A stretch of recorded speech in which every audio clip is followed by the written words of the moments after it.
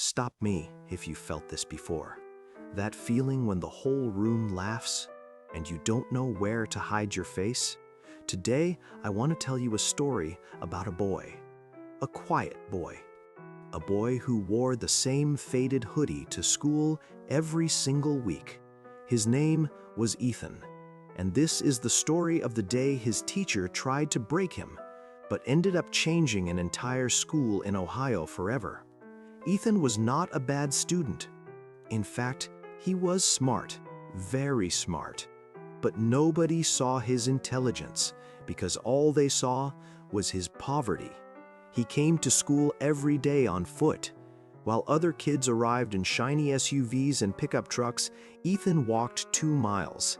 In the heat, in the snow. His jeans were always clean, but they were old, faded, washed so many times that the fabric had become thin like paper. His sneakers, they had a small hole on the left side. He had fixed it with duct tape 3 times. Ethan never complained. He sat in the last row, the backbencher by choice, not because he was naughty, but because he didn't want others to see the holes in his socks. He was invisible, and he liked it that way. But you know how the world is? The world doesn't like invisible people. The world likes loud, shiny, expensive things. And his teacher, Mrs. Williams, she liked expensive things very much. It was a Monday morning. The first day after winter break. All the students were excited. They were showing off their new clothes, new backpacks, new iPhones. One boy even stood up and shouted, "Ms. Williams, look at my new Apple Watch!" My dad got it from the mall in Columbus. Mrs. Williams smiled. She took the boy's hand and showed the watch to the whole class. She said, "Yes, this is quality. This is how students should look." Ethan said nothing. He quietly opened his old spiral notebook, the one with the torn cover. Then Mrs. Williams started the algebra lesson. She wrote a difficult equation on the whiteboard. No one could solve it, not the rich kids, not the honor roll students. But Ethan knew the answer.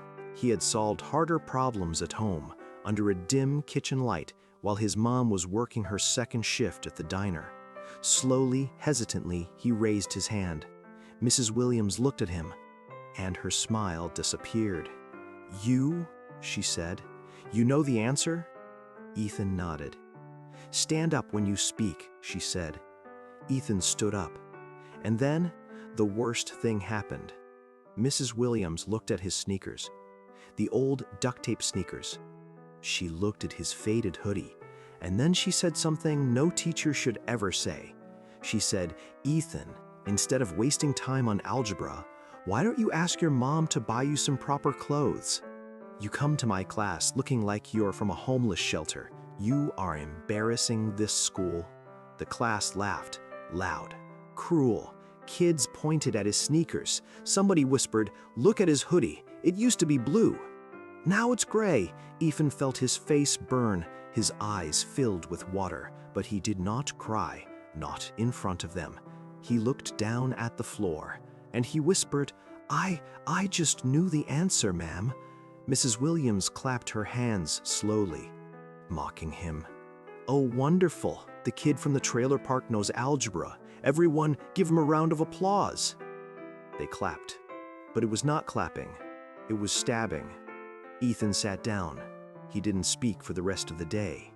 Not one word. That night, Ethan went home to their small rented house on the edge of town. His mom was still at work. She was a waitress at a diner called Mel's on Route 23. She worked double shifts 6 days a week. Ethan sat on the couch, the old couch with the torn armrest, and he thought to himself, "My mom works 14 hours a day so I can go to school, and my teacher called me homeless." He decided something that night. He decided to never go back to that school. The next morning, he didn't get ready. His mom asked, "Ethan, bus is coming." He just shook his head. He didn't have the heart to tell her what happened, because he knew. If he told her, she would cry, and he could not see his mom cry, so he stayed silent. For 3 days, he did not go to school. On the fourth day, the school principal, Mr. Thompson, noticed Ethan's absence.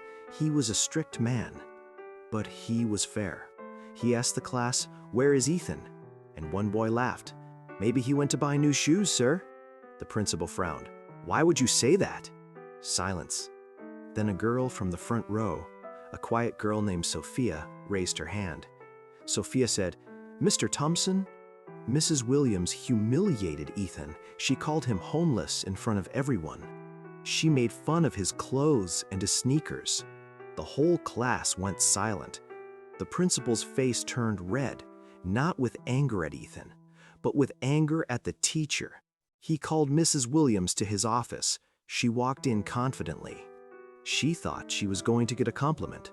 The principal closed the door, and he asked her one question. "Is it true that you mocked a child for being poor?" Mrs. Williams laughed. Mr. Williams laughed. "Thompson, I was just motivating him to improve his appearance." The principal leaned forward, and he said something powerful. He said, "Mrs. Williams, do you know where Ethan's mom works?" She shook her head. "She works at Mel's Diner on Route 23, the principal said. "She waits tables from 6 a.m. to 10 p.m. Her feet bleed every night. She earns minimum wage, and out of that, she pays for Ethan's school supplies. She eats one meal a day so her son can eat 3. He paused. "And you called her son homeless?" Mrs. Williams' face went pale. For the first time, she had nothing to say.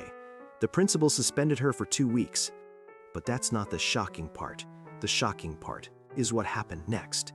That Friday, the principal called a special assembly. All students, all teachers, even the cafeteria staff and the janitors. Everyone was confused. Then the principal walked onto the stage, and he said something no one expected. He said, "Today, we are not going to give prizes to the richest students. Today, we are going to learn a lesson from our poorest student." He called Ethan onto the stage. Ethan walked up slowly, scared, embarrassed. His hoodie was still faded. His sneakers still had the duct tape. The students whispered. But the principal raised his hand for silence. Then he said, "Ethan, can you solve the same algebra problem that Mrs. Williams asked last week?" Ethan took the marker, and in 30 seconds he solved the entire equation perfectly, clearly. The principal said, "Now, can anyone else solve it?" No one raised their hand, not one. The principal turned to the students, and his voice was heavy with emotion. He said, "You laughed at this boy because his sneakers have tape on them, but his mind has no tape. You mocked his hoodie, but his character is brighter than any of your expensive clothes." He looked at the teachers. A teacher's job is not to break kids. A teacher's job is to build them. And if you cannot respect a student who walks 2 miles just to sit in your class, then you do not deserve to stand in front of one. That day, something shifted in that school. The students stopped making fun of Ethan. In fact, they started asking him for help with algebra. The teachers started noticing the quiet ones, the ones in the back, the ones with faded clothes. And Mrs. Williams, she came back after 2 weeks, but she was not the same person.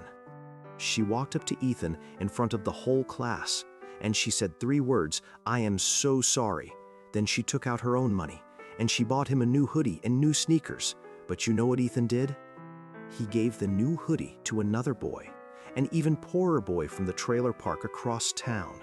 Ethan said, "I'm used to my old hoodie. Give this to someone who has nothing." Final words to you.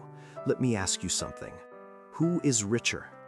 The person wearing a $300 hoodie, or the person who has a heart worth $300,000? We live in a world that judges the cover, the label, the price tag. But life always judges the content. That boy Ethan could have become angry. He could have hated school. He could have dropped out and worked at a gas station. But he didn't. Why? Because he knew something that most adults forget. Your dignity does not live in your bank account. Your worth does not live in your clothes. Your worth lives in how you treat others when you have nothing. Today, Ethan is an engineer. He built a free after-school program in his own town in Ohio for all poor kids, and on the wall of that program, he wrote these words: Asterisk. No kid is invisible in a classroom. Every kid is a champion in waiting. Asterisk. So the next time you see someone with faded jeans, old sneakers, or a quiet voice, do not look down, look closer, because inside that faded hoodie could be the brightest mind you will ever meet. And the next time someone tries to humiliate you for what you don't have, remember, Ethan, stay silent, stay strong, and let your success be the loudest answer. Thank you for listening.